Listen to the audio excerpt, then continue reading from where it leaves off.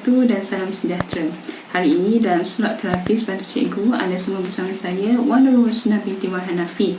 Saya merupakan seorang guru pendidikan khas dari SMK Kota Masai, Pasir Gudang. Saya bukan ahli terapis tetapi saya merupakan seorang guru yang mempunyai ijazah dalam occupational therapy dari Cardiff University, United Kingdom.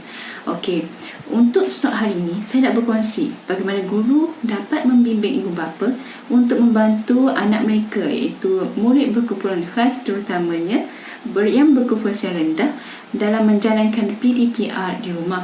Kalau sebelum ini di sekolah yang segala plan, perancangan dan pelaksanaan dijalankan oleh guru, tetapi dalam musim PDPR di rumah ini kita sebagai seorang guru sangat-sangat bergantung kepada kerjasama daripada ibu bapa untuk menjalankan PDPR di rumah. Okay, kita selalu minta bantuan daripada ibu bapa untuk bantu anak mereka untuk menjalankan PDPR, tetapi kita tak secara spesifik untuk memberi panduan ataupun cara bagaimana ibu bapa dapat membantu anak mereka di rumah. Sebenarnya ada 5 langkah 5 langkah bagaimana ibu bapa ni dapat membantu murid untuk PDPR di rumah. Okey, bila sesuatu tugasan ataupun homework diberikan, ibu bapa perlulah melihat dulu respon anak terhadap tugasan tersebut. Jika mereka tidak tahu bagaimana nak buat tugasan tersebut, okey, kita perlulah ibu bapa perlulah bantu anak dengan menggunakan 5 langkah ini. Okey, yang pertama, ibu bapa perlulah memberi bantuan ataupun panduan secara verbal. Sebagai contoh, saya membagi tugasan kepada anak murid saya untuk sikat rambut. Okey, jadi saya buat video semualah. Saya buat video cara sikat rambut dan sebagainya. Jadi ibu bapa di rumah perlulah bagaimana nak bantunya. Yang pertama adalah ibu bapa secara verbal mungkin boleh katakan kepada anak mereka ambil sikat tersebut, secara verbal ambil sikat tersebut. Yang tu yang pertama. Kalaulah anak mereka masih lagi tidak dapat melakukan tugasan tersebut, kita pergilah kepada langkah yang kedua, iaitu secara gestural, iaitu bantuan secara gestural. Bantuan secara gestural ini adalah satu cara di mana ibu bapa ni perlu membuat gerakan ringkas seperti menunjuk tangan ataupun memberi petunjuk dengan body language. Okey, yang ini sebagai contoh yang tadi. Okey, gesture mungkin ibu bapa boleh tunjuk kepada sikat tersebut supaya anak ambil. Okey, kalau masih lagi, yang itu adalah step yang kedua.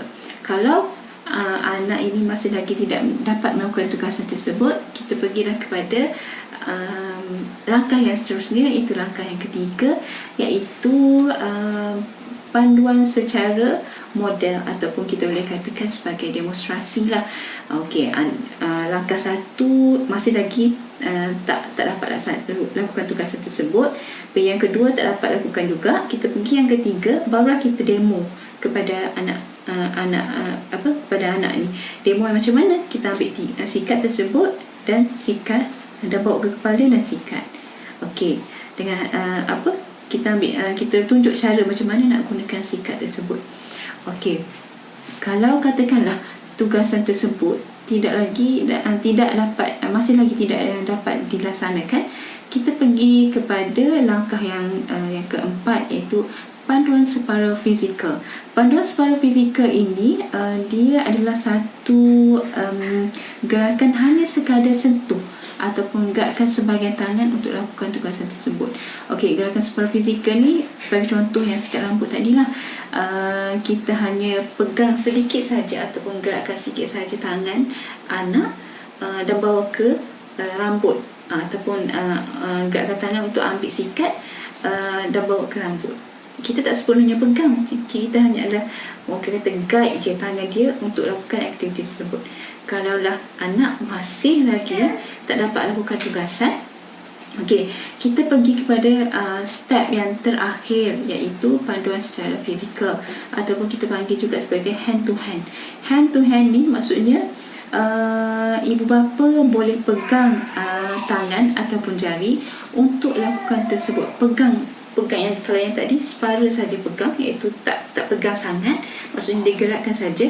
Tapi untuk panduan fizikal ni kita pegang betul-betul kita pegang tangan dia untuk lakukan aktiviti tersebut. Okey, hand to hand, tangan ke tangan, kita pegang tangan dia dan kita bawa ke sikat dan bawa ke rambut dan sikat. Itu adalah 5 langkah bagaimana ibu bapa dapat bantu murid ataupun anak mereka untuk PDPR di rumah. Okey, saya kira ini sangat penting bagi guru untuk menyampaikan cara-cara atau bagaimana ibu bapa ini dapat bantu anak mereka untuk membantu anak PDPR anak di rumah. Okey, oleh itu sekian saja daripada saya, Cikgu Wan Nur Husna binti Wan Hanafi. Diharap semoga dapat manfaat daripada perkongsian saya hari ini. Terima kasih.